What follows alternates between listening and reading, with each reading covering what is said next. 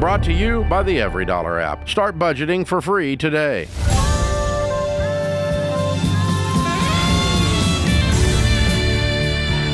From the Ramsey Network, this is The Ramsey Show, where we help people build wealth, do work that they love, and create amazing relationships. I'm George Kamel, joined by my good friend, Dr. John Delony, and we're taking your calls at 888-825-5225. You jump in, we'll talk about your life and your money, and hopefully, if we do our jobs, we'll give you the right next step to take. Calvin is up first in Tulsa, Oklahoma. Calvin, welcome to The Ramsey Show. You with us? Hey. You guys? How can we help? So I am doing a lot of research on you guys and just the whole Ramsey method. And, be careful. Do what now? I just said be careful. I'm just kidding around. I'm joshing. What are you doing research for? Well, so right now I want to be financially free. I'm a Christian. I'm very full in depth with that money is the happiness or basically the love of money is the root of all evil, but money itself is not evil. I come from a family where my parents had a very large income, but they did not use it correctly at all. They didn't manage it well, and they were in debt for practically their whole life. I think they just got out of debt last year. And now that I'm about to be married, I'm married to a beautiful family where they have zero debt and they have a really well income and they are doing really well off. And so my fiance is used to that lifestyle and I'm used to the other lifestyle. The current job I am right now, I'm a general manager of a Chick-fil-A, and more in southeastern Oklahoma. And I make a pretty good living for $25. I actually moved from South Georgia to pursue this career. And with both of us put together, we'll probably make roughly around $130,000 a year for us being a single bed. That is pretty outstanding for most people around this area. And the reason I'm doing research is because I know we can set a lot of money back to be financially free within probably less than 10 years. What does financially free mean for you? Financially free means for me is not worrying about anything, not worrying about any debts, not worrying about payments, not worrying just... So let's get crystal clear on what the goal is. Is it I want to be debt-free, including my house? I mean, that could be one of our goals, yes. Okay. What are you aiming for? I'm aiming for to be financially pledged to give generously without having to think about it. Okay, so a challenge you're going to have, psychologically speaking, is not being very specific and acknowledging when you cross certain thresholds and then checking yourself in your new marriage or 5 years from now, your 5-year-old marriage, and saying, okay, let's re-examine these goals. Let's re-examine how these goals feel to us. Because what you're going to do based on what you're doing right now is you're chasing a feeling, and you are going to be a lonely, miserable guy with $10 million. You're going to be an operator making $1 million a year, and you're going to be miserable to be around because you're chasing how something's going to feel. I'd much rather you say, I want to be able to tip really well every time we go out to eat. Cool. I want to be able to save for my kids' college and not worry about it and possibly start a scholarship for somebody else in our neighborhood. Cool. So be specific with us. What does freedom feel like for you? Well, I mean, what is it tangibly? What is it? Freedom itself. Well, you're saying 10 years. So at 35 years old, let's fast forward. Calvin is debt-free, including no mortgage payment. That's a good feeling. And then what? Do you want to be able to retire because you have $2 million in a nest egg? That's the kind of specificity that will help us help you. Or I can tip at Waffle House any number, and I don't worry about it. Dave Ramsey could give me $1 million in cash, and he wouldn't notice it. So, like, be specific.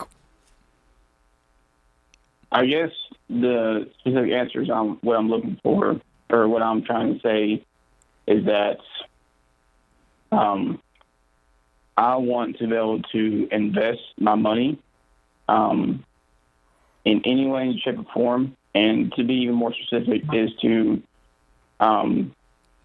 not having to worry about family, or most of my wife, happens to work and be in a traditional home. Well, you'll be And there. before- I mean, you're talking about getting out of debt. How much debt do you have? 0. Okay. So why aren't you Yeah. living that right now? You said you're Yeah. making great money. As long as you live on less than you make, you're on a written budget every month, you and your wife are on the same page, I don't see why this dream doesn't happening today. That's the thing is I've been doing research on how David Ramsey, or Mr. Ramsey himself, is set the boundaries. Because I mean, last night we talked about this. She's not a wife yet, but she will be in 6 months. The fiance. Obviously, I know we're not tied to anything financially as of right now, because technically she is my wife.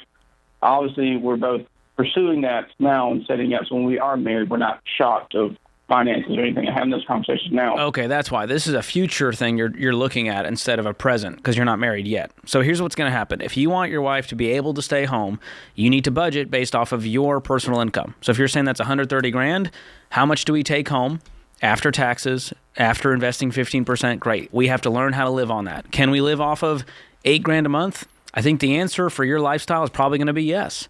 And how much can we allocate to giving outside of that? How much can we allocate to getting our house paid off? That's when you start to balance all of these things over a long period of time. If you're asking this magic question, I've been doing research on Dave Ramsey. That means you've been watching a lot of YouTube and Googling and probably reading Reddit, right? Which for a guy who spent 20 years in the academy, that's not research. That's just Googling, but fine. The core message of Dave Ramsey is live on less than you make and give a whole bunch of money away and enjoy some of your life and be able to exhale when you put your head on your pillow. And if that doesn't resonate with you, that's the core message. If you're like, no, that's too simple. When you get into the nuts and bolts and where to put your money and your funds, the core Ramsey message is live on less than you make.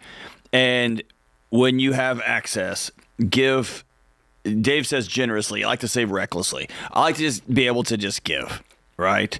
And that can be money. That can be time. That can be in spirit. That can be, I've got a crazy week this week. Just 15 minutes ago, I asked George, hey, can you drive the show is what we say.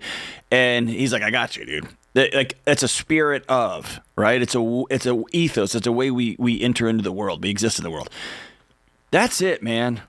And if you and your wife choose for a season for you both to work, great. And if you have a dream of marrying somebody, you want her to stay at home, you'd love to have your wife stay at home and raise kids, that if you are able to have kids, cool, great. Y'all discuss that. But it's this, I'm researching a plan. It's not about researching a plan. Live on less than you make. And George saying, like, you make a budget and you know how much money you make.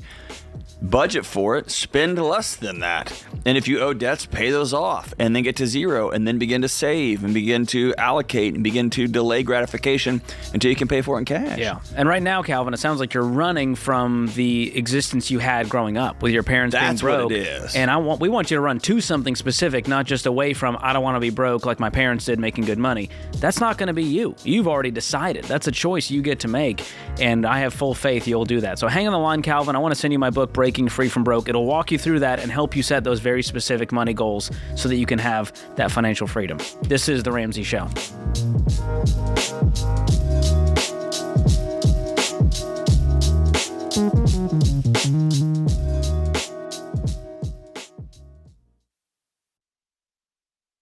Hey guys, George Kamel here for Delete Me. I saw a headline the other day that made me squirm. 1/3 of the US population's background info is now public. We're talking 115 million Americans' personal info out there in cyberspace for data brokers to buy, sell, and trade like Pokemon cards. And data theft happens all the time. Data brokers get your info, like your name, address, phone number, even your kids' names, and then boom, it's available to online bad guys. But to that, Delete Me says, not so fast. That's because Delete Me finds and removes your personal info from hundreds of these data broker sites, and they send you an easy-to-read report showing you exactly what they did and how much time they've saved you. What I love most is that Delete Me reduces the risk for scams for me and my family. Not to mention that we get fewer creepy ads and robocalls. So it's time to take control of your online privacy. Their individual Delete Me plans start as low as $9 a month, and you can get 20% off if you go to joindeleteme.com/Ramsey. That's joindeleteme.com/Ramsey.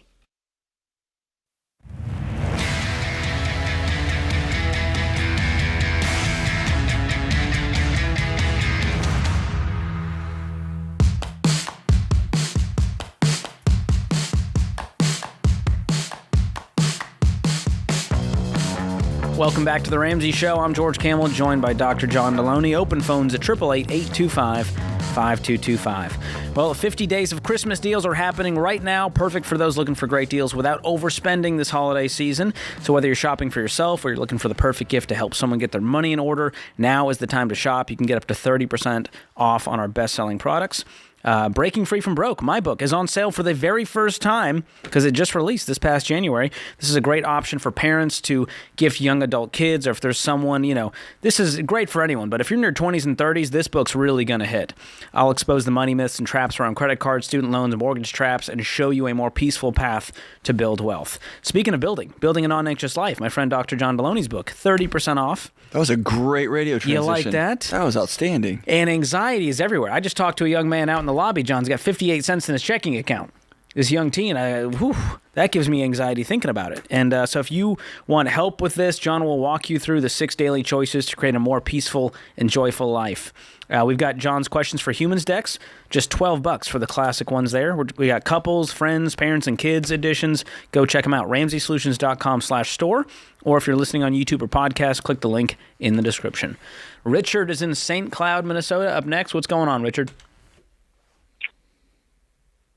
Hi, thanks for taking my call. Sure. I'm in a place where I've never been before, where I have no debt other than what remains on the principal of my house.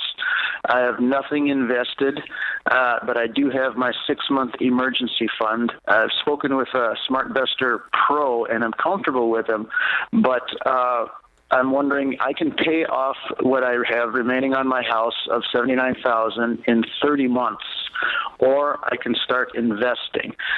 What would be the point of investing if I can pay off the house? I kind of like the weight of that off of me. That is true, but we also need to realize that compound growth is our best friend when it comes to our nest egg, and right now, you don't have a lot of time between you and retirement. When are you looking to retire? I like what I'm doing, and as long as I can do it, I don't plan to retire. But do you have a pension or something? Let's say your body says I can. 10 years. Okay. So at 70 years old, how are you going to pay the bills if you don't have anything invested? With the Social Security. Do you know what that payment will be? Because the average payment is about $1,700.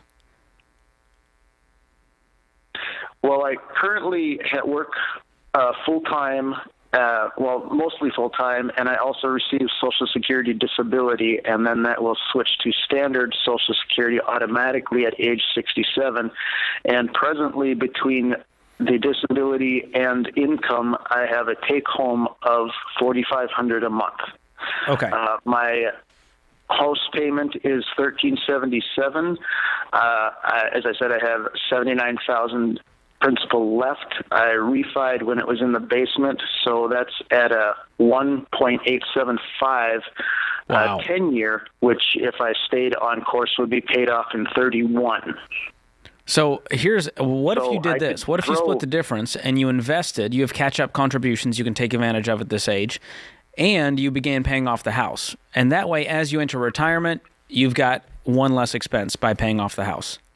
I don't know that we need to go full on one of them, because you're going to free up that payment if you pay it off now, or you'll pay it off in the next 30 months. That's about almost 3 years. And then beyond that, you'll free up a payment you could then invest. So either way, we're going to make a trade-off here. But I like the plan of you getting into the habit of investing to build that muscle, because for 60 years we haven't. Right. What did your SmartVestor Pro say? I'm guessing they were on the side of investing? They were on the side of investing, and I would have the latitude to do a catch-up contribution for 2024 up to the 8,000 mark, and then do 8,000 in 2025 as well. I guess my thought is, for what investing for a 2.5-year period, and what might be built in that, or may not be built in that period, but what would be off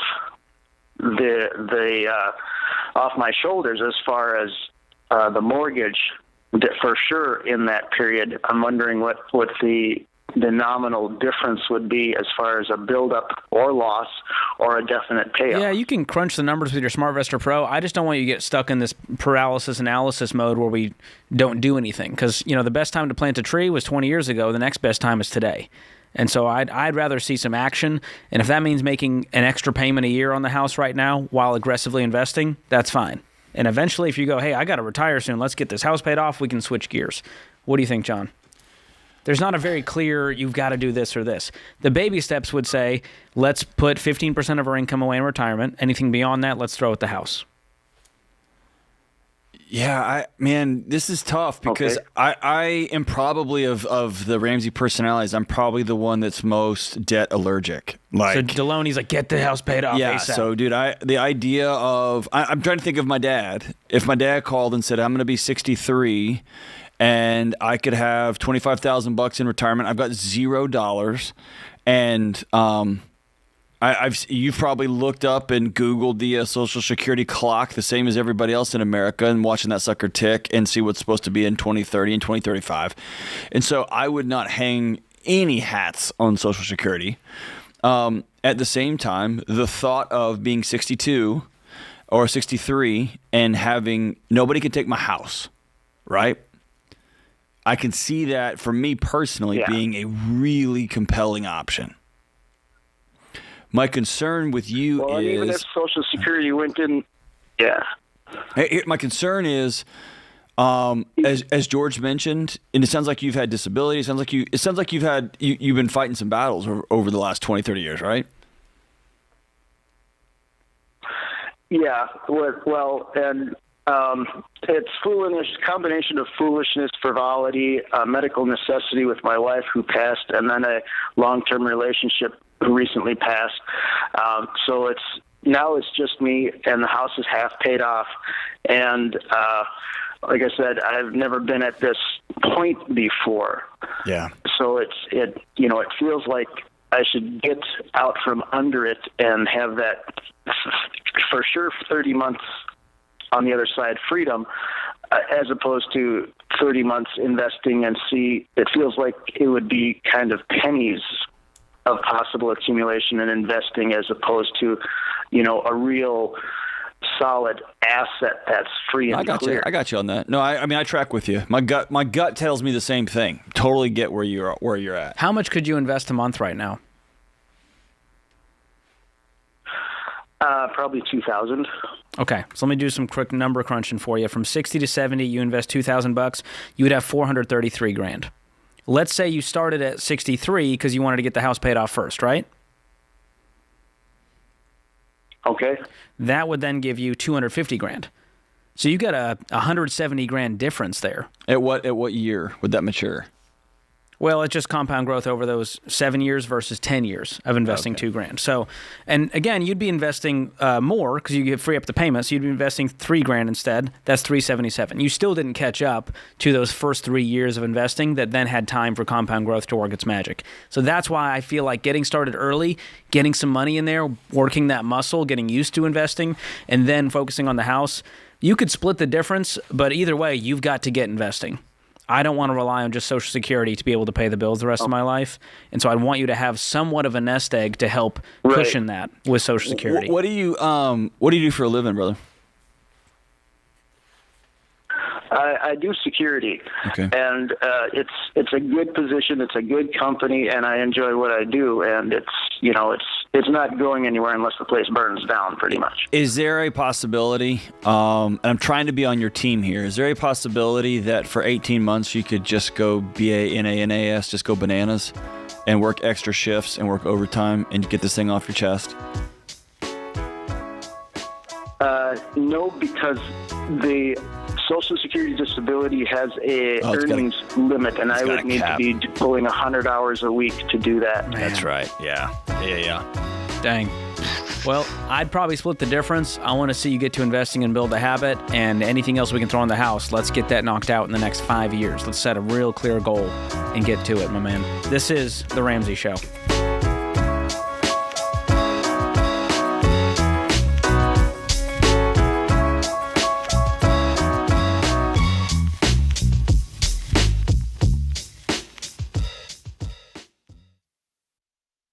You've been gazelle intense, you've eaten more beans and rice than you knew existed, and now you're ready to make your biggest investment better. Blinds.com is a great way to dress up a room or your entire home. Whether you're comfortable with do-it-yourself projects or you don't even know what a Phillips head screwdriver is, trust Blinds.com to take care of you like Ramsey would. You can do the measuring and installation yourself, or you can let Blinds.com's professionals handle everything for you. Blinds.com offers a completely hassle-free experience. Count on them to deliver stylish window treatments from premium brands without the premium markup. You'll never have to deal with pushy salespeople in your home just to get a quote. But you can count on free shipping, free samples, and a 100% satisfaction guarantee, so you can rest easy.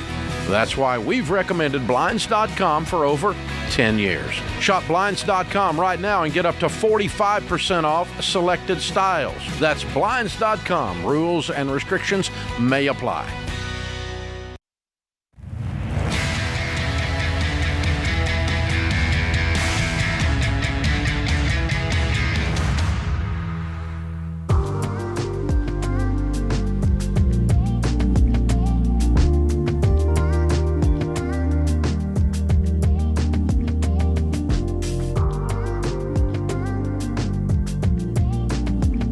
Welcome back to the Ramsey Show. Open phones at 888-825-5225. I'm George Kamel, and sitting next to me is Dr. John Delony. Stefan joins us up next in Charlotte, North Carolina. What's going on, Stefan? Hey guys, thanks for taking my call. Sure. How can we help? I am in a weird position. I lost everything, and I am driving a semi truck, working for a really big company, and I've been in trucks for a lot of years now. I'll say about 5 years. I made a lot of money in entrepreneurship, but I handled it wrong. I had a 4-year-old daughter. I have a 4-year-old daughter, and when I had her 4 years ago, I just was trying to make money and get rich, and I just didn't handle money right. I think from just generational curses, no one in my family has been able to really get past poverty. I was chasing money and getting past poverty, but the more I try to not be like that, I found myself getting evicted the same way and losing any amount of money that I have. So I'm kind of in a position where I want to get ahead, and I want to do money right. I want to do money God's way, not just get rich quick, but something that sustains and something that, I can give consistently. I can tithe consistently. I can just be a better father. And yeah, so that's where I'm at. And like I said, I have no bills right now, which I kind of see as a good thing, kind of being positive about it. But I know I could be a millionaire, and how does one have no bills? Well, with outside of, like, when I say no bills, I mean like no major overhead, vehicle payments, house payments, rent, or anything now. Okay, no debt. You're not renting. Debt. Where are you living? No debt. In his truck? In my semi-truck. Yeah. In my semi-truck. Hey, Stefan, but I also have a job with CMPD coming up in February. Can I tell you how proud I am that you're making this call? That's a hard thing for you to have just said out loud that you told me and George, isn't it? Oh.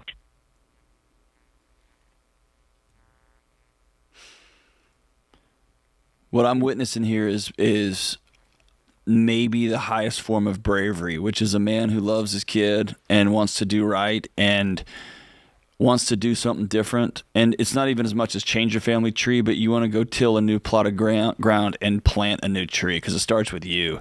And you shot out of the cannon for 5 years and it went sideways on you.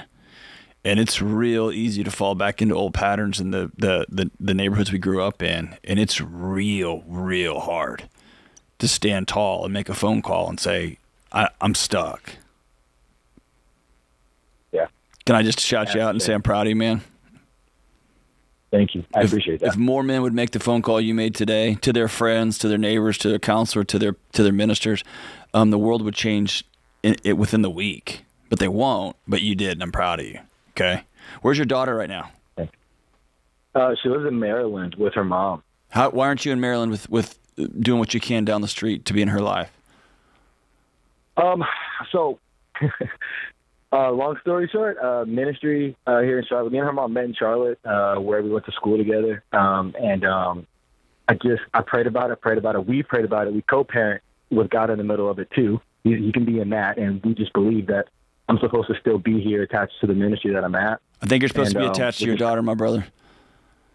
As well, yes. No. Listen to me. I haven't heard God say leave. Maybe he's talking through me. You need to go be down the street from your daughter. And here's why. I spent my career with 18 to 25-year-old young men and women whose moms and dads had quote-unquote different calls in their life that didn't include them.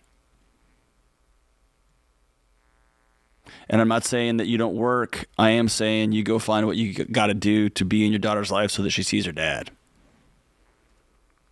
Can I throw this at you? You can throw anything you want. That's right. Her mom.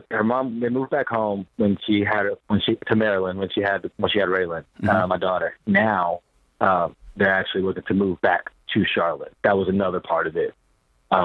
She was always ready to go back to Charlotte when she got on her own 2 feet too. When is that happening?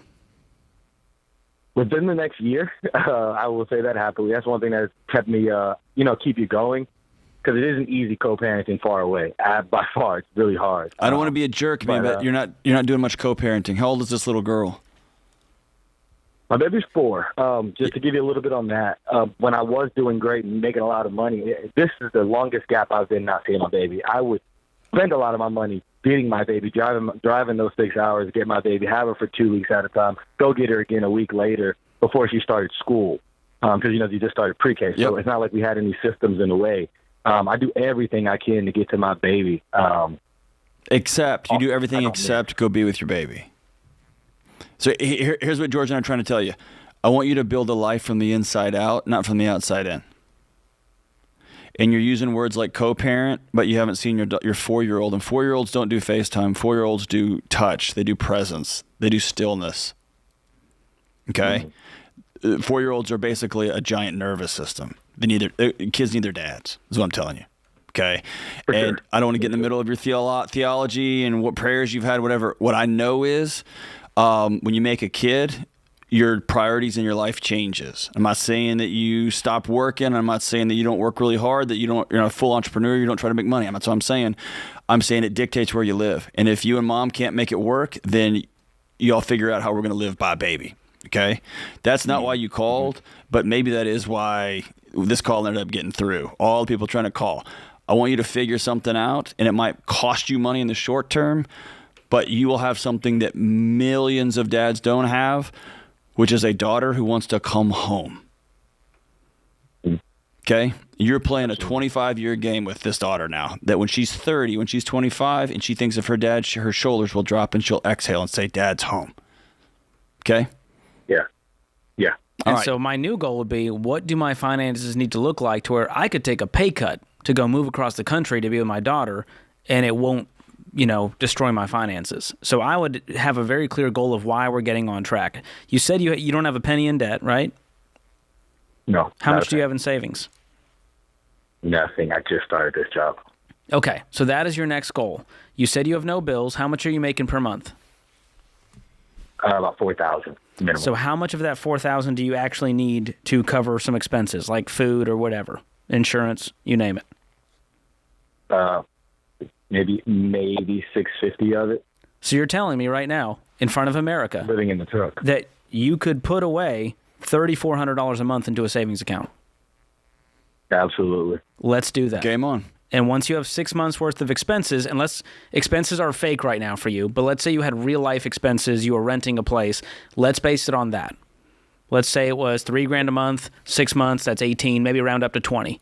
Once you have 20 grand saved up in a high yield savings account, that's your emergency fund. That is your never go into debt again insurance policy.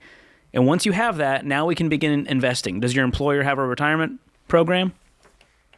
So I'm going into law enforcement. They have great ones. Great. So I'm once just driving this truck to wait till basic. Once you have that emergency fund, let's begin investing 15% of our income into that retirement program. And then beyond that, okay, I would be looking to go, I'm going to own a house one day. I'm probably not going to live on the road for the rest of my life, hopefully. And so I would begin saving up in another high-yield savings account for that down payment, for whatever's next. Maybe it's a deposit for somewhere to rent for a while. But those would be my next goals for you financially of, okay, what can I tactically do right now? And so having a So I savings should account be is your next day saving one. now. Do what? I should be saving the money into those kind of high yield savings accounts now. Right Yes. now. Yeah. So your A1 is the emergency fund, 6 months of expenses. Your next A1 would be retirement, 15%. Beyond that, let's begin saving up for down payment, deposit, all of that for housing. And that will put you in a position to where you're not stressed out if you have to do a cross-country move, if you have to take a pay cut. Right. You know how to live on less than you make. That's the key. You're really good at that part. But now let's make good use of that $3,400 because otherwise it'll slip away into snacks and lifestyle and who knows what else. And dude, I'm telling you right now, Stefan, I would have a conversation with Mom tonight. I'm not going another 60 days, even if I have to get another job. They're hiring law enforcement agents everywhere across this country. I'm not going another 60 days with forcing my daughter to live without a dad and calling that God's will right now. It's not true. Figure out a way to be around your daughter as soon as possible, as often as possible. This is The Ramsey Show.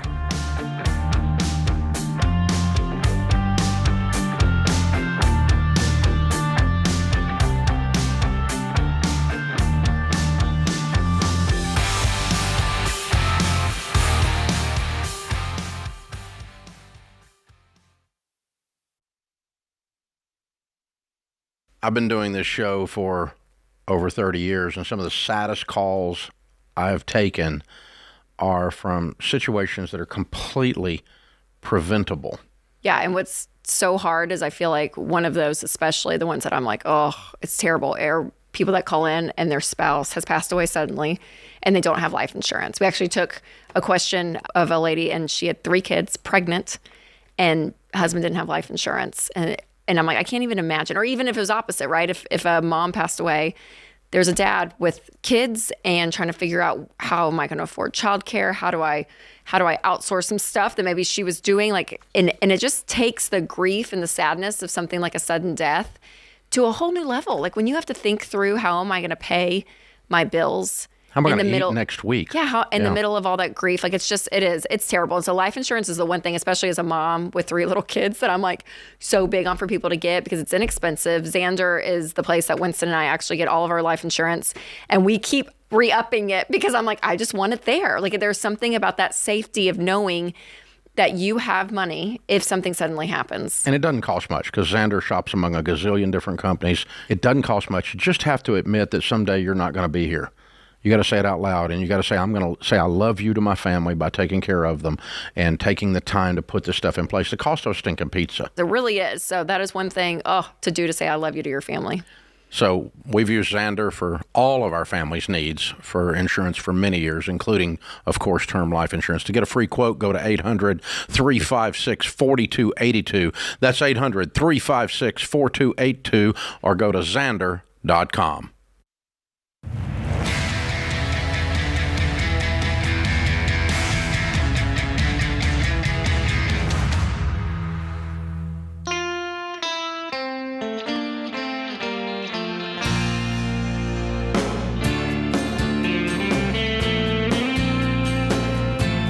Welcome back to The Ramsey Show. I'm George Kamel, joined by Dr. John Delony.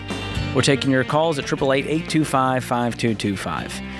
And with those calls, we get a lot of voicemails, a lot of calls we can't take, but the producers, they comb through painstakingly and find some of the best voicemails, and occasionally we'll do a segment called Sorry We Missed Your Call. And producer James has a few calls for us, a few voicemails lined up for us. James, can we play the first one? Here we go. I have a question about a trust my family is involved in. And my wife and I just were notified that Grandma had passed away and left us 1/4 of a multi-million-dollar trust. But we're just feeling really weird vibes from her parents, who basically felt like they got skipped in the inheritance of it, and that we should give them the money back somehow. Anyways, would love to ask about what we should do with this money and how it would work. Thanks so much. Bye. Wow. So, Oh man, that's Grandma so good. I love family passes drama. and says, hey, the kids aren't getting jack squat. The grandkids are going to get it. Yes. And so here's the deal. Man, since there's only one side of this call, we can't ask any questions. the fact that their first response was, hey, that's bullcrap, we got skipped, give us our money, may be a reason why Grandma was like, I'm not leaving them any money, I'm going to leave it to the next generation. Yeah. Well, especially, I mean, Grandma clearly was doing well, yes, managing her money and creating this wealth. So there's a piece of me that says there is a reason. Maybe it wasn't that the parents are mismanaging. I know, but it's kids. more fun for me to create some drama. You know, we say, you know, maybe the parents, she says, hey, the parents, they're fine. They're older. They've got money. The kids, I want to give them a leg up as they begin their journeys as adults. Who knows what the reason is, but the truth is they can feel all the weird vibes they want and be as mad as they want. But this was not your decision. Yeah. And I would not give them a penny of this money. You don't have to gloat and hold it over them, but this is not. It's really not your money to give. Grandma gave it to you. Yeah, I mean, I guess it technically is your money to give, but I just wouldn't. I like what you said. I wouldn't just go buy a bunch of new cars and new houses and be like, wahoo! Like, I would be smart with it. I'd sit down with the SmartVestor Pro and invest it wisely. But here's the thing. We're just feeling really weird vibes. I don't do really weird vibes when it comes to relationship. If you have a challenge, call me. If you have a problem, let's talk about it. Otherwise, I'm going to go do the next right thing. And Grandma left you a quarter of a multi-million-dollar trust. Be a wise, good steward of that money and use it as though grandmother's sitting at the table with you in ways that would make her smile and bring her peace. And this is your wife's battle with her parents to deal with. I wouldn't get involved as the son-in-law. No. But you can buy one of those electric Hummers that the wheels turn sideways and they park themselves. They're kind of rad looking. That'll really make them angry. So that's what do with it. Yes, I'd get with a SmartVestor Pro. Obviously, run it through the baby steps, pay off your debts, invest for the future, and hopefully you can do the same for your grandkids one day. Maybe skipping your kids just to keep the tradition going. I like the tradition. I like every other one. We got another voicemail, James? You got one in the tank? All right, let's see what we got next. My wife and I are baby step 7. And we owe nobody a dime, but I have several vehicles, 2 collector cars, and a Kubota tractor that I need to take care of our 7-acre property.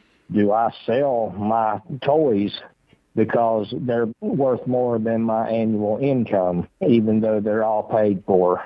And that's my question. We're investing everything the Ramsey way. Thank you.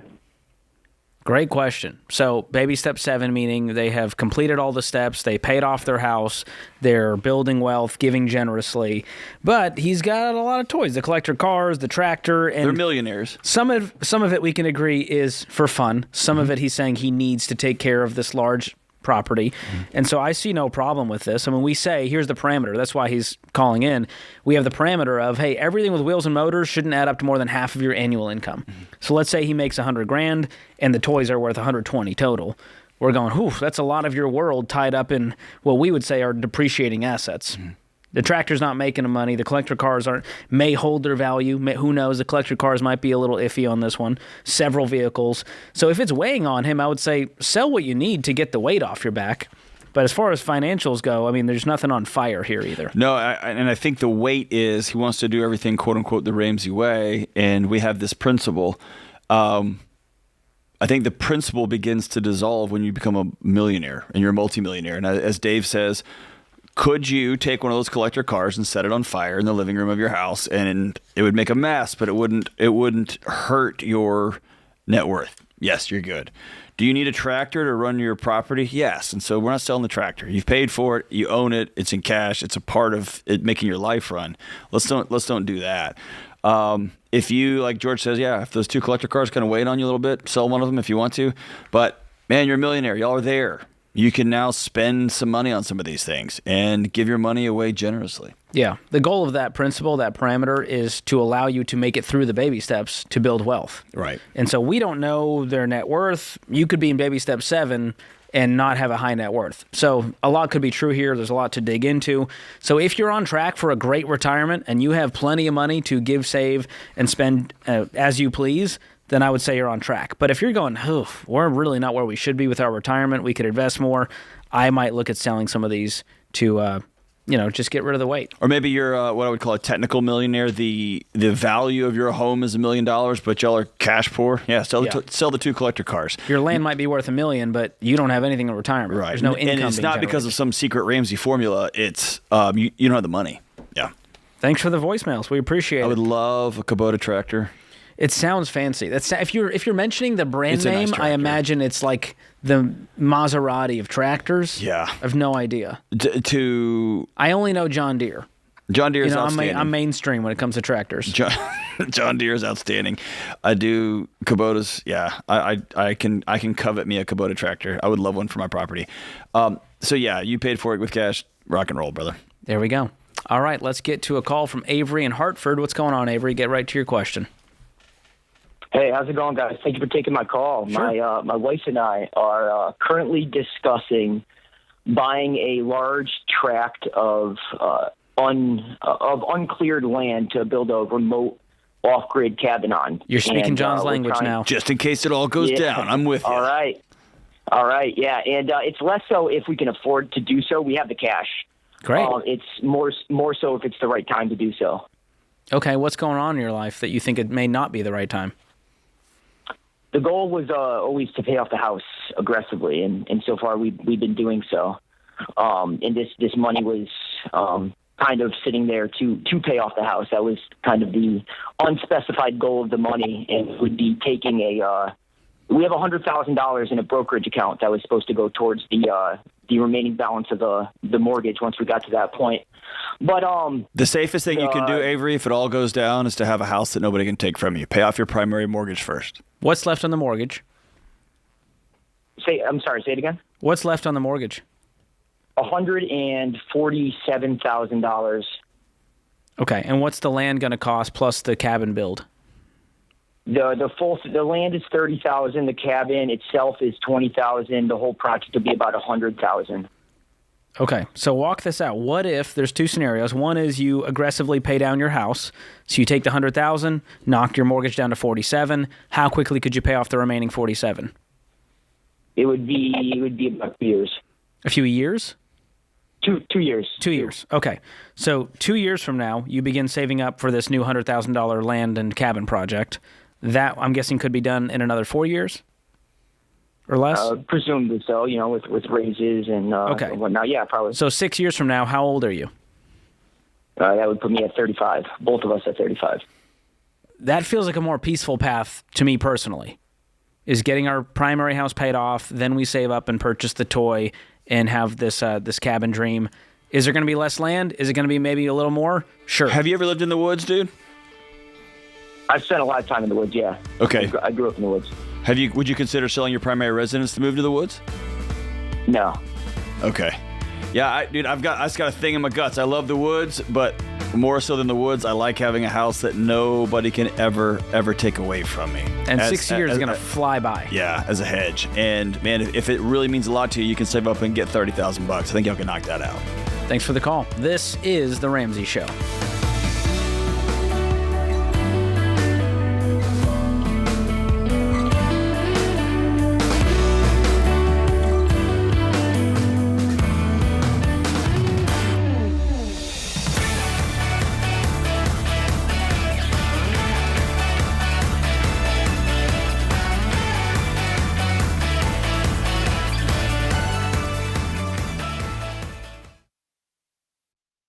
What does the future hold for business? Ask 9 experts and you'll get 10 different answers. Economic growth or a recession. Business taxes will go up or down. AI will help us work, or it will replace us all. But there's no such thing as a crystal ball. That's why more than 40,000 businesses have future-proofed themselves with NetSuite by Oracle, the #1 cloud enterprise resource planning system. Ramsey Solutions uses NetSuite, and you should too. Whether your company's earning millions or even hundreds of millions, NetSuite helps you respond to immediate challenges and seize your biggest opportunities. With one unified business management suite, there's only one source of truth for the visibility and control you need to make quick decisions. NetSuite's real-time insights and forecasting help you see into the future with actionable data. And when you're closing the books in days, not weeks, you can spend less time looking backward and more time focusing on what's next. And speaking of what's next, download the CFO's Guide to AI and Machine Learning at netsuite.com/Ramsey. It's free at netsuite.com/Ramsey.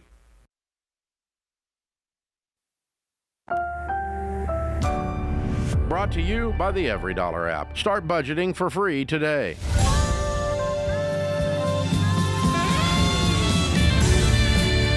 From Ramsey Network, this is The Ramsey Show, where we help people build wealth, do work that they love, and create amazing relationships. I'm George Kamel, joined by best-selling author Dr. John Delony, and we're taking your calls at 888-825-5225. Don't be shy. Give us a call, and we'll help you take the right next step for your life and your money. Robert is going to kick us off this hour in Chicago. Robert, welcome to the show. You with us? Yes, sir. I'm here. Hey, how can we help? Yeah, so basically what I'm wondering is my wife and I, we bought a car in basically the beginning of COVID, got it for a 0% interest rate, which was great. I would consider ourselves living by the Ramsey principles, like paying off debt, avoiding debt, saving up, all the things. Was wondering if we were better off paying off the vehicle that we have with a 0% interest loan, or just continue to pay it off because it's not costing us any money. What do you mean it's not costing you money? For the loan. Like you're saying because the interest isn't there? Because that payment is costing correct. you. There's opportunity cost in paying a payment. Absolutely. Okay. How much money do you have saved up? Well, so that's the thing. We're buying another car this weekend, but we're doing it in cash. Okay. So not going into debt. But we have about $80K saved up. And then we'll have the delta of that would be basically our emergency fund. So just wondering if we dip into that or pay it off. Well, what would you consider your emergency fund? Give me a number. 30 to 40 grand. Okay. So let's say you have 40 to spend on this car. What's your household income? Over 200 probably. Awesome. Okay. And what's this car going to cost you that you're about to buy? 50. 50? 1,000. Okay. So it'd leave you with 30 for your emergency fund, 50 for the car. And what's your car worth that you have the 0% loan on? So honestly, we bought it brand new. So it was like 0% interest for 7 years, and we put a pretty good bit down on it. So I don't know what it's worth. It's a 2020 Jeep Grand Cherokee, but there's like $11,000 left on it. So we'd have it paid off in March of 2027. Cool. Yeah, I mean, I'd get rid of the loan, and the truth with these 0% loans are that they charge you top dollar. The dealerships are going to make their money. And so there's a reason they can offer these 0% loans, and they are the ones winning. In the payment, what is the payment on this car? $385 a month. So that $385 that you'll free up, that you can now use to do whatever, I'm guessing invest for the future, will pay dividends more than paying down an asset that is going down in value. Totally fair. I mean, and I plan on having this car for at least another 6 years, and hopefully longer. We are having a kid in the next month or so. So Woo. Again, trying to just figure, I know lots of adulting. So trying to figure out Are you about to go buy a brand new car? This I feel weekend, like you guys like brand new cars. You cannot settle for the 2023. It's simply too old. Do you guys have a net worth of $1 million or more? No. Okay. I would caution you against purchasing a brand new car. Please don't. It will lose 10% of the value as soon as you drive it off the lot, and 60% over the next 5 years. Think about it this way. What you own, that Jeep Grand Cherokee, that's what you're lighting on fire in the parking lot of the car dealership when you drive off the new car. Because if you drove it on the block and drove it right back and sold it, they'd buy it back for about $11,000 less. So that's what you're going to light on fire in their parking lot. And you don't have the kind of money to do that. Dave Ramsey does. You don't. So the reason for that parameter of only buy a new car if you're a net worth millionaire is that too much of your world is wrapped up in cars until you have the net worth to stomach it. And you guys are doing great. Let me just say, Robert, you guys are crushing it. You have an amazing income. You're going to get this debt paid off, and very soon you can buy new cars for the rest of time once you hit that millionaire status. But right now, I would go, hey, can we buy a 2-year-old car and save? And the delta of what we save, we can use to pay off my car instantly. Done. You can have them both done this weekend. Before we have the baby here, that would be a cool feeling, wouldn't it? Fair. Yeah, that makes sense. And there is a rumor going around that I can dispel for you because both George and I have lived it. New babies can drive around town in used cars, and I didn't believe it to be true, but it's because it says it on the internet. But both of our kids have done it, right? That's right. All of them. My wife, Robert, when we had our first kid, my wife finally upgraded her car. We'd sacrificed for long enough. We paid cash for a nice car for her. And even then, I was like, I'm going to let someone else take the depreciation on these luxury cars.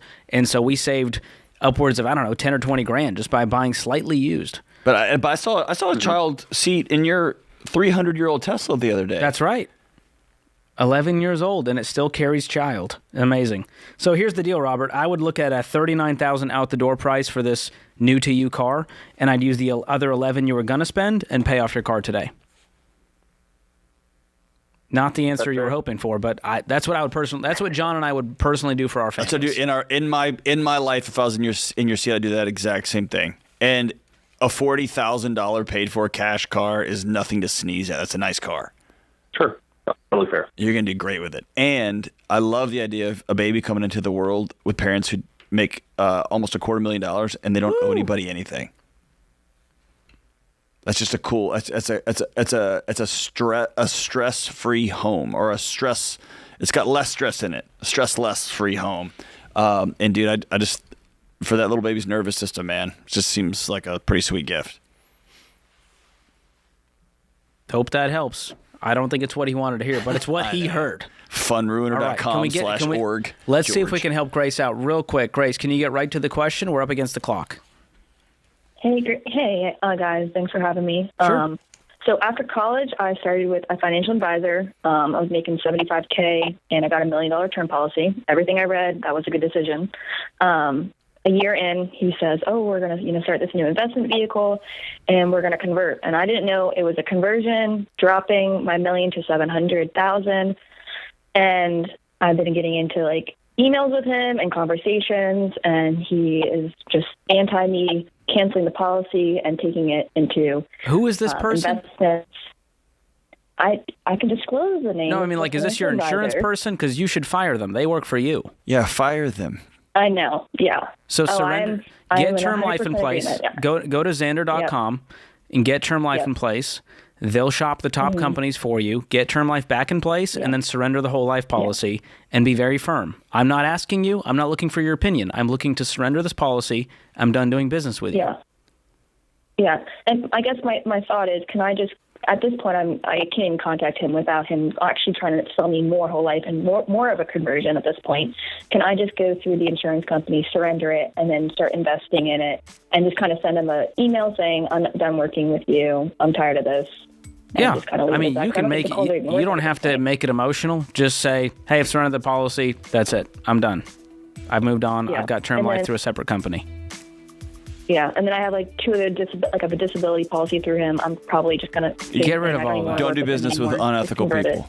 Yeah, don't do business that want to take advantage of what they see as an easy target in a young professional woman. Don't work with people who treat you like that. Good for you.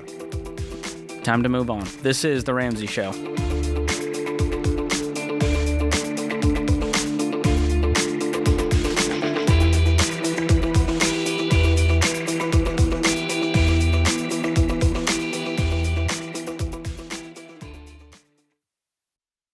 Mortgage rates have dropped, so if you're thinking about buying a home in the next year, contact your local Churchill mortgage team right now. If you wait, more people will be in the market competing for the same homes and potentially driving up prices.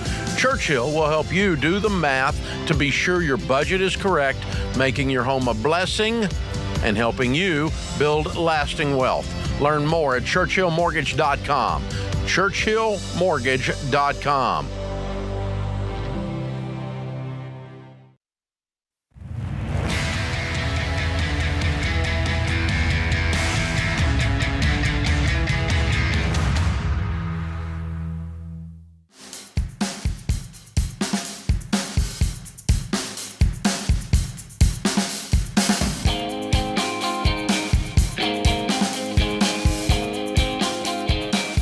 Welcome back to the Ramsey Show. I'm George Kamel, joined by Dr. John Delony. Ann is up next in Boston, Massachusetts. Hell, stomping grounds. What's going on, Ann?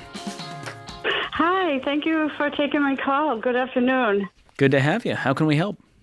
Yeah, so I've listened to your show for a very long time, and I actually started following Ramsey in the early 2000s, and succeeded in having some decent financial security. And Good. then, about 5 years ago, my husband suddenly passed away. Oh, and How old and was it he? was 59. Oh. So, it was just a bummer because we were planning, we had educated our kids. We were making good headway on our finances, our home. We were planning a future. So, I went into like a state of just craziness. I don't know what you call it, but very angry. Very angry. And I actually donated a lot of money, and I spent our emergency fund money, and I charged up $37,000 worth of credit card debt.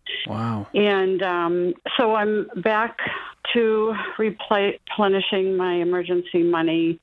And I'm getting rid of my credit cards, consolidating back to the baby steps. But my question is, I feel like my situation's so awkward because I have $1.1 million in my retirement account. Okay. I'll be secure when I retire because I'll have two pensions. And how old are you? I'm 63. Okay. So this is my question. I have 2 more years of working full-time, and I'd like to go part-time.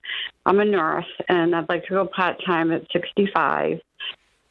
Should I plan to just, go back to baby steps and pay off my credit cards with my working income now as fast as I can, or should I just take some money from my retirement and get that off my plate? Like, I don't know which is the best. What's your way total to debt handle right this. now?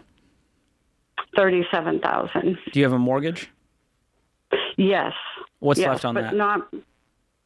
I'm sorry, I have 97. Okay. So when I fully retire, I'll have that paid. That'll be paid in 4 years. Okay. So, should you use your working income in the future to pay this off, or take some out of retirement? It's not a lot. You're taking that $1.1 million and taking 37. I mean, the ratio here is small. But here's what I love about you using future income: you will never go into debt again when you have to make those extra payments on those credit cards. And I would encourage you to cut them up after. So, from a math standpoint, you could take retirement money and pay this off today and be done with it. But I want to see your habits change forever, and that's where paying off this debt with future income, you'll feel that more. And I think adding friction back into your life is what's going to cause you to make better decisions in the future. That's one man's take. Yeah, that's my gut feeling. But I'm like, am I being stupid financially, though? Because I do have the money, but I do want to make it uncomfortable for myself. I think discomfort is undervalued in today's world. Yeah. I think we've been comfortable for too long. Yeah. What do you think, John? Yeah. And will you do me a favor? Yes. This is kind of a weird request. Okay. Are you holding anything in either of your hands? No, but I'm kind of nervous. I'm shaking my legs. Am I making a lot of noise? No. You're not doing anything wrong. I want you to take your hands Yeah. And I want you to squeeze them as hard as you can together. Okay. Squeeze them really tight. 3, Yeah. 2, and then let them go. Open them up gently, okay? Mhm. And your shoulders are pretty high right now because you're nervous. I want you to pull them all the way down. Consciously pull them down, okay? Yep. Okay, done. What, can you see me or something? No, I can hear you. We're Now always listen to watching. me. Listen. Okay. What was your husband's name? Bill. He up and passed away, didn't he? Yeah. And you miss him like bloody He was hell? a great guy. Oh, he was my soulmate. Okay. Can I tell you, you're allowed to be mad at stinking Bill, and when you get to the gates, he's going to get an earful from Aunt. That's fine. Okay? No. And can I tell you something? Mm-hmm. Yeah. He going to be waiting there for you, hollering at you to hurry up and quit taking so long. I know. And can I tell you something else? What? When he passed away, the world got real gray and you bought some stuff. Who gives a crap? Will you quit beating yourself up over that? I know. I am. Today. It's terrible. Today, we're done. Mm. If he was sitting right next to you, he'd say, "And quit. Oh, my gosh, quit talking about it," wouldn't he? Mm. Yeah. Yes. Yep. You and it messed was up. mostly for, like, my grandkids, my kids. I know. other You know what you tried to people, do with your know? pain? You tried to be in service to other people. Mm-hmm. Good. I could No think of a question. lot of worse vices that you could have gotten into after losing an arm and a leg and part of your heart. Yeah. Okay? I know. So quit beating yourself up. You're a millionaire because of the life you and Bill created. Mm-hmm. You're going to get this debt paid off. You're not scared of Mm. hard work. You're not scared of putting a couple of small hurdles in front of you. You're an amazing 62-year-old woman. Oh, my God. This is such a nice phone call. It's not what I expected. I know, but listen, every day you wade in to the craziness of hurting people and you bring them a little peace, don't you? Mm-hmm. Okay, at least commit for the rest of today to give yourself that peace because you're worth that too. Thank you. You promise? I really appreciate that, yeah, because financially I have felt a lot of shame. I know. No, dude. You know what It's happened crazy. if my wife up and passed away? Do you know what happened? Mm-hmm. You What? would see the supernova from Boston. I can tell you right now, I would not make a string of good choices back to back to back to back. Yeah. Okay? He was such a good guy. Yeah, you do feel like you lost your better half.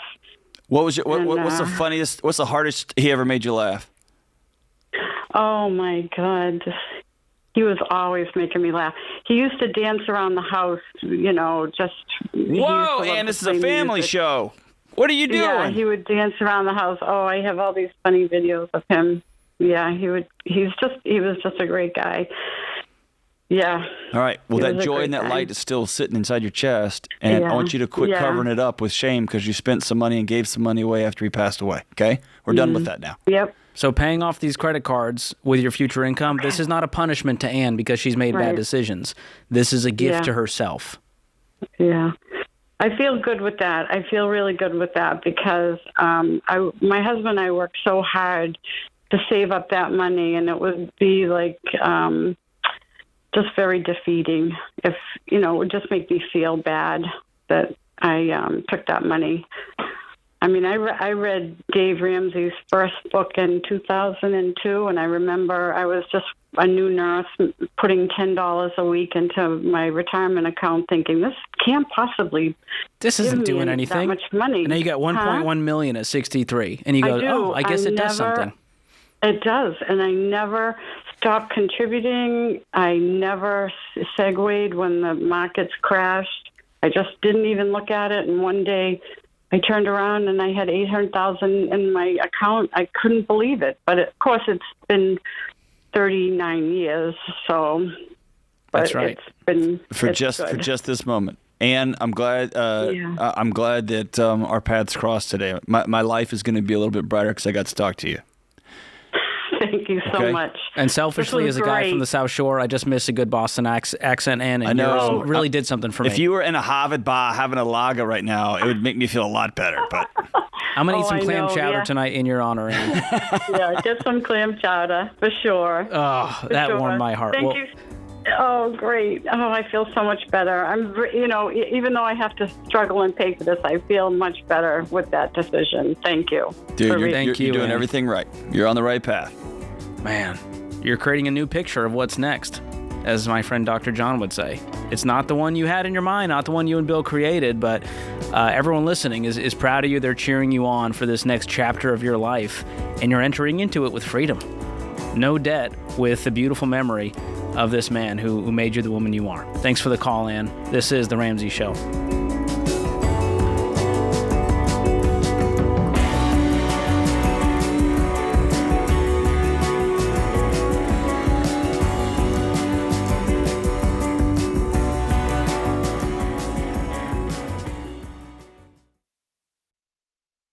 Hey, you guys, I'm not a fan of the big banks, and you probably already know which ones I mean. But I do like credit unions because they're nonprofit organizations that focus on their members. And I'm proud to endorse Fair Winds Credit Union because they share the Ramsey mission of helping people get out of debt and live generously.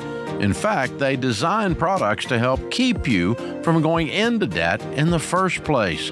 Fair Winds has been in business for over 75 years, and they serve hundreds of thousands of members worldwide. You can feel secure because your deposits are federally insured by the NCUA up to $250,000. It's easy to join, and Fair Winds partners with more than 5,000 credit union locations around the country, so you can bank in person wherever you live. But if you prefer the online experience, you can log on to Fairwinds and do anything you could do at a physical location.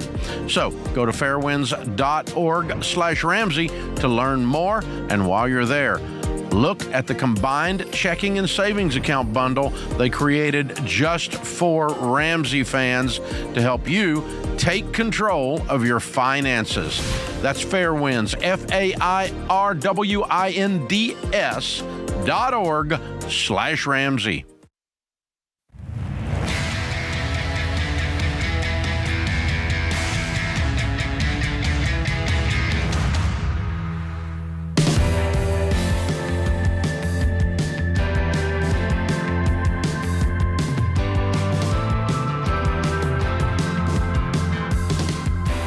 Welcome back to The Ramsey Show. I'm George Campbell, joined by Dr. John Delony. Today's question of the day is brought to you by Y-Refi. Y-Refi refinances defaulted private student loans. Defaulted meaning when the borrower can't make the required payments. So if that describes you and you've got private student loans, contact Y-Refi. They can offer you a low fixed rate loan built for you. Go to yrefi.com/Ramsey today. That's the letter Y, REFY.com/Ramsey. Might not be available in all states. Today's question comes from Andrea in Arkansas.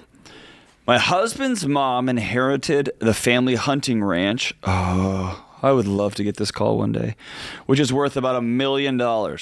My husband and I pay most of the expenses. We use our personal equipment to maintain it, and we are the ones who schedule and host hunters.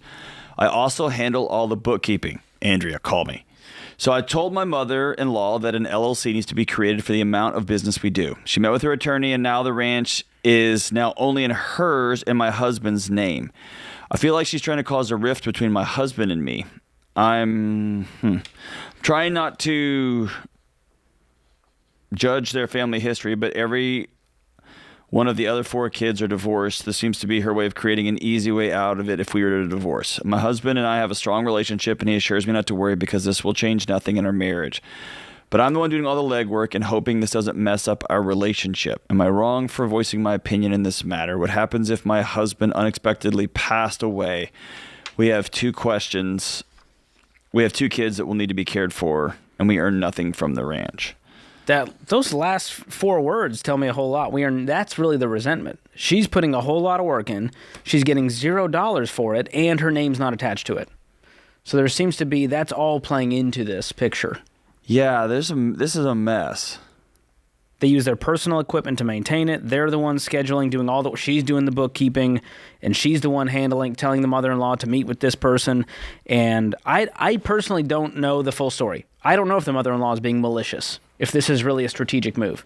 This was inherited family land and property, right, that she inherited. So there's the daughter-in-law doesn't have a right to this land, even though she's doing work for this property. Right. And so there's multiple things happening here, I think, George. I think one of them is you're running a business that doesn't make any money. Stop running a business that doesn't make money. Who is making the money? That's the question. The only thing I could think she said of... we earn nothing. So, like, the husband, she's not getting anything. The husband's not... Is mom making all the money? Yeah, so husband is using all of his tools and stuff like that to help, because he wants to help out mom, and he's the one good kid. He's the... all the other kids are divorced and causing problems, and he's the one good kid, so he's just going to dump some money into this thing. That's one thing. If it's mom's property and she wants to bring on your husband as a co-owner of an LLC in case she passes away, it's easy to go to him. I wouldn't lose sleep over that. But the fact that you're asking this question tells me there's something else going on here. And if you had trust in your mother-in-law because of the way she has treated you in the past, and this came up, you wouldn't think twice about it, right? If my in-laws, one of my in-laws, my father-in-law or my mother-in-law, was to do a joint venture with my wife that I helped with, I wouldn't think twice about it because I trust both of them implicitly forever. This tells me there's other trust issues and that mom's maybe been trying to cut you out for a long time, and this is another way she kind of edged. Anyway, whole thing's messy. So I would ask this way. Number one, if your husband likes hunting on this property and it's fun and he likes doing it and he likes to make a little side money, bringing hunters in, y'all figured that out. Even if you bring in side money and all it does is pay the taxes on the land and pays for the feeders, fine. If husband's trying to do this to win mom's favor and maybe one day she'll leave it to him, hopefully if now we're getting into messy stuff. And if you're running a business that's not earning anything, you need to have that conversation. Yeah. Whole thing's a mess. But I want to go back to this one question here. Am I wrong for voicing my opinion on this matter? If you are a part of a marriage where both people have a voice and both people can be heard and to say what's on their hearts and on their minds, no. If you have voiced your opinion and your husband said, I don't care, don't worry about it, then nagging or complaining or going to war is not going to solve the problem. Then your marriage has deeper issues, which is your husband doesn't really care what your opinion is on these matters. He's going to do what he's going to do. You only need to address that core issue, right? Yeah. And talk to him. You said, what happens if my husband unexpectedly passed away? Figure out what the will looks like and what the estate planning journey looks like and what will happen with the LLC that he's a part of. I think you have a right to know what would happen there. But I also wouldn't. I feel like there's just more resentment here because of the effort she's putting in. So maybe she goes, I'm going to back out of this and y'all can hire a bookkeeper. That's exactly right. You can hire a bookkeeper. You can hire somebody who is booking these hunts. I'm going to step out and just be with the kids. There you go. And it's not a job. It's not like we're going to lose money on it.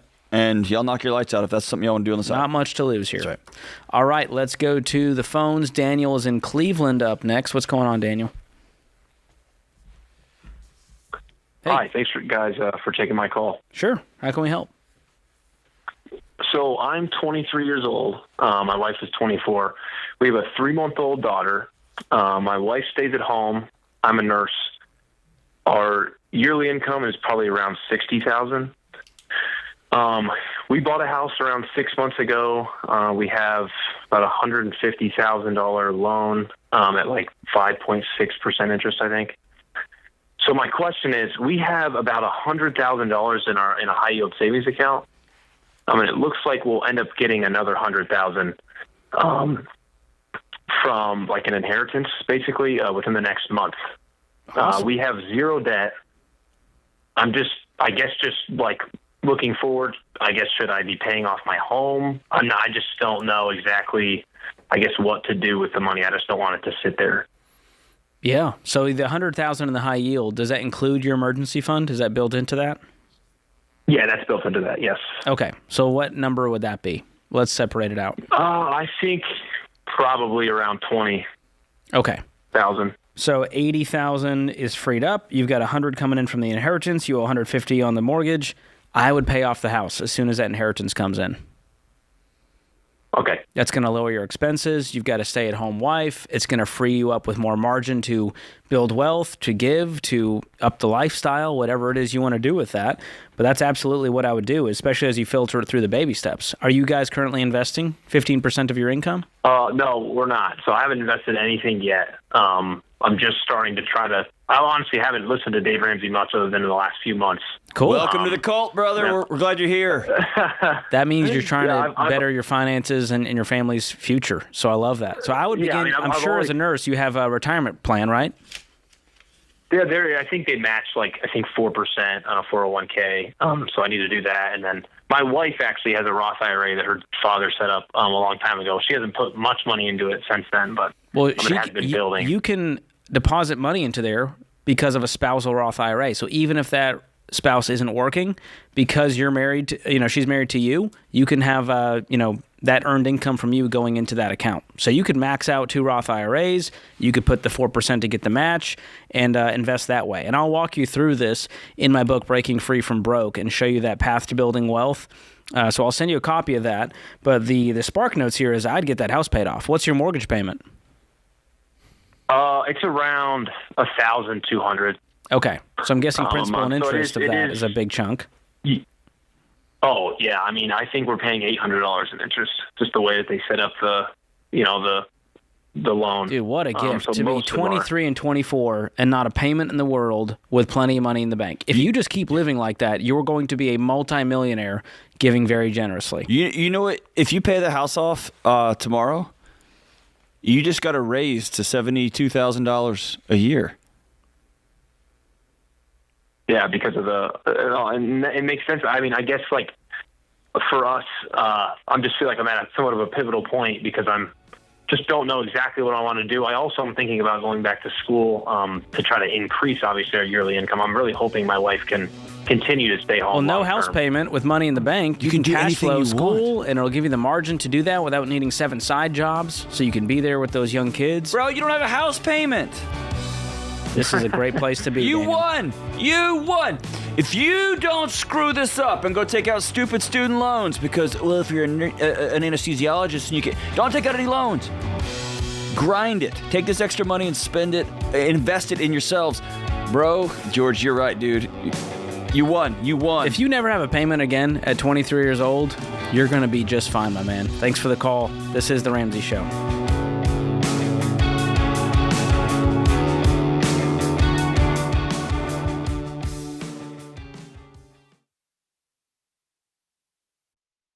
Well, hey, you guys. So when you go against what society thinks is, quote, normal, like avoiding debt, for example, it might seem weird at first, and that is totally okay.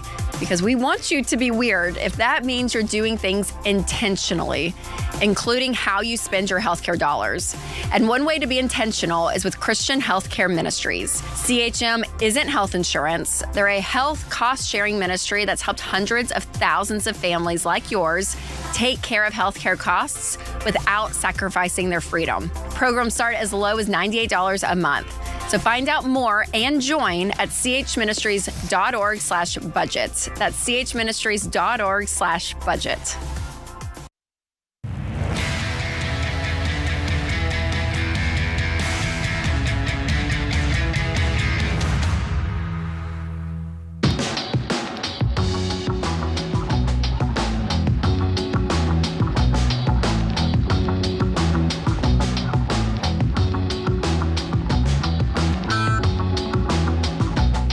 Welcome back to The Ramsey Show. I'm George Kamel, joined by Dr. John Delony. Open phones at 888-825-5225. We just launched a brand new tour with Dave Ramsey and Dr. John Delony. They're hitting the road with the Money and Relationships Tour. They're going to Louisville on April 21st, Durham on April 23rd, Atlanta April 25th, Phoenix on May 5th, Fort Worth on May 7th, and ending in Kansas City on May 9th. And here's what's cool about this event. I don't know how they're doing it, John, but they're going to let the audience choose the topics that you guys talk about.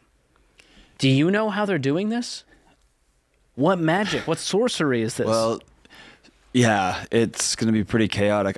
I'm laughing. You and I are one of just a few people on the planet who knows what it's like sitting next to Dave, not knowing what he's going to say next. And not knowing what's going to come out of his mouth. And then he looks at you and says, John? Your turn. Yep. And so, yeah, I haven't been nervous for an event in a fun way. Like, it's going to be kind of wheels off. Who knows what's going to happen? Yeah, but I they'll know put a it'll be QR good code time. up on the wall, and they'll have topics, and people get to write in. And we kind of just vote, and then based on and consensus, then it is game on. We can talk about intimacy or wealth building That's or right, whatever. yeah. Who knows? Talk about retirement and sex and marriage communication and... Where else can you get that in one room?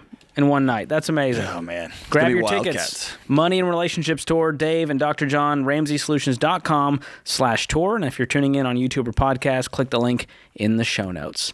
Madison is up next in Hartford, Connecticut. What's going on, Madison? Hey, so I want to thank you for taking my call. Sure. So I'm currently 24. I just started my second nursing job after graduating college. Awesome. I will preface by saying that I am in some debt from going to school and like a car loan. But with benefits and them being so overwhelming and confusing, I do have a few questions. Okay. So with my employer, they have a 6% match on my retirement. And even though I have some debts, I assume that I should contribute that amount. Be careful with assumptions. I know, right? Okay. But, and I guess depending on the answer to that question, my second piece is they offer it as like pre-tax or in a Roth. Yep. I guess if you want to, I can stop there. The second part's kind of something different as another benefit. Okay, so your number one question is, should I contribute to this even though I have debt? Yes. Okay, the not fun answer is that I would pause all investing until you knock out all of this debt for two reasons. Number one, it's going to give you back 6% of your annual income to tackle the debt faster, right? Okay. And number two, it's going to put a fire under you to get rid of that debt really fast because you want to get to that investing and get to that free money. And as humans, we kind of need to have this carrot dangling in front of us. Otherwise, we get comfortable doing 17 things and not making progress on any of it. So sure. what is your household, your gross income? Personally, we have 70 before overtime. 70. Okay, so 6%, that's $4,200 a year. That's $350 a month. So you'll have $350 back in your paycheck to attack debt. What's your total debt load? About $20,000 in student debt and $12,000 in a car loan. Okay, so you got $32,000 in debt. You make $70,000. How aggressively can we pay this off? My guess is 18 months. Yeah, I paid $10,000 off my car last year. Boom. So like, And I if you get assume that that'll be aggressive, paid next year. if you do it George and John's way, this debt is going to be gone in 18 months. So that puts you at 25 years old, and now you're investing 15% instead of the measly match, which is what most people do for their whole life. They can never get above the match. They don't have the money. Right? For sure. So now imagine you're making more money. You're investing 15%, which is $10,500. So now you're investing $875 instead of $350 for the rest of your life. So when it comes to that time, because 18 months, we all know, just flies by. It will. Should that be in the pre-tax retirement or the Roth? I would personally go Roth. And it's a simple reason. You're going to use after-tax money, so you won't get the deduction on your, when you do your taxes like you would with the traditional side. But that money, you already paid Uncle Sam. So it's going to grow tax-free, and you can withdraw it tax-free. So if you have, let's say you retire, I'm going to say you're 24 years old. Let's say you start investing at 25, you work till 62, and you never get a raise after putting in that, $875 or whatever. Well, guess what? You're going to have $5.4 million. And if you're in traditional, you've got to pay taxes on that money as you withdraw it. But if it's Roth, you have $5.4 million of take-home pay, of net income. You see the difference? Oh, for sure. And that's why I was confused whether I should start now, even though it wouldn't be 15%. And that's my fiance and I's finances are totally separate. Good, as it should be. Until you're married, don't combine. Can I ask you a crazy question, Madison? Sure, go for it. Have you, and you've been in job 1 and now you're in job 2, have you been in a room when a doctor flew by and said, do this, this, and this, and your first thought was, Oh, for sure. That's why I'm on the phone with you now. There you go. So here's what I want. I'm going to come to you as a nurse one day holding the most precious thing in the world to me, and that's my daughter. Or I'm going to come in holding my son, and I'm going to be using superhuman strength because he's humongous. And I'm going to look at you, I'm going to say, help. And I would much rather make eye contact with somebody who is completely free, doesn't owe anybody anything, who can say, I can help your kid. I would much rather that interaction than somebody who says, ugh, or we're going to have to run you through the whatever spectrometer because this is the plan. Because, I got to pay these credit card bills and I got to follow you see what I'm saying? Oh, for sure. I want a health professional that is free to do the right thing in the right moment, not somebody's got to think through a whole bunch of filters because a bank owns their next move. And so I want you to think about being 26 and 25, and you don't owe anybody anything. You know what you can do the next day? Whatever you want. And the day after that, whatever you want. Perfect. You see what I'm saying? And then George just gave you 100%. George just gave you the roadmap, dude. Just your salary alone, $5 million. And that's if you never get a raise, which you sound like you're an incredible nurse. You're going to go places. You're going to make more money over time. We'll always need nurses. And so that's just goes to show you if you get this debt out of your life, it's going to free up margin for the rest of your life. Yes. Okay. And so you'll save up and pay cash for your next car. You'll never go into student loan debt again. You'll cut up the credit cards. You use your own money because you don't need a bank. You don't need a lender. Oh, for sure. Never touch the credit card. Don't plan on it. Awesome. Okay. But there's going to come a moment when you're going to want to go, someone's going to, at your office is going to say, hey, we have this little program. It costs $25,000 or $50,000. You can go be a nurse practitioner. We've seen you. We want you to do it. And it starts in the fall. I want you and your husband to be in a place where y'all have that money saved up because you know that day's going to come. So start saving for it now. Okay. You said you had one more question. I don't want to leave you hanging. Yes. Yeah. So the second part, I kind of get the gist now. But it was the HSA that my work offers as well. So they contribute every year $750 to an HSA to anybody that takes the health insurance plan. Awesome. I'd 100% do that. Well, yeah. So obviously the free money is super smart. My other piece is so I have approximately like $100 in medical bills that are like that I could use this HSA for every month. Yeah. Due to like a predisposed condition. And so I'm wondering if like I know I shouldn't be investing, and I know at $1,000 I can be invested and so on. And I'll have these medical bills at approximately $100 a month for the rest of my life. So should I guess I'm asking, should I be putting enough in there to pay for my $100 a month so that it's coming out pre-tax? Sure. Yeah. That'd give you the most benefit. Okay. I just want to. It's going to be a light bill for you. It's like getting a 15 or 20% discount on that bill every month by running it through the HSA. And then eventually should be, after this debt is cleared, be contributing more to that. Max the whole thing out. Yeah. My goal for you would be once you've got 15%, you're debt-free, you got the emergency fund, then beyond the 15% retirement investing, max out your HSA every year as a kind of a bonus retirement account one day. And at 65, you can use it as a traditional 401k for non-medical expenses. You'll have to pay taxes on that if it's not for medical, but that's kind of a cool fun fact about the HSA. So great call, Madison. I'm proud of you. 24 years old to be asking these questions tells me that you're going to be just fine, and I'm really proud of you. Get your fiance on board, and you guys will be going places and building wealth together.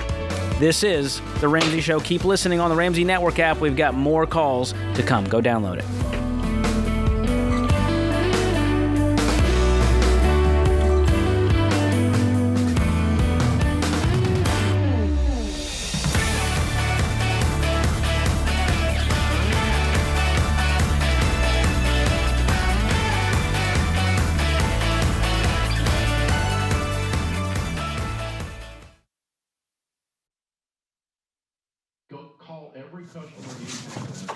Hey, what are you still doing here?